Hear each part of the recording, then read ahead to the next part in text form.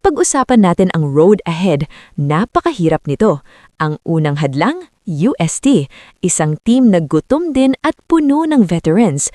Pagkatapos, kung sakaling malugsutan ang UST, ang susunod na bubungad ay ang NU. At kung makakaabot sa finals, ang pader na kailangang gibain ay ang Lasal.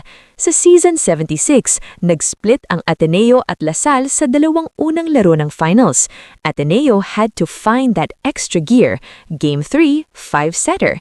Game 4, straight sets. Iyon ang peak ng Ateneo Volleyball.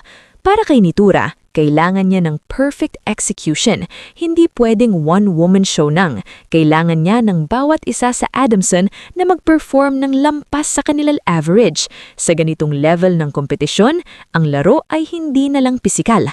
Ito ay laro ng chess loob ng court.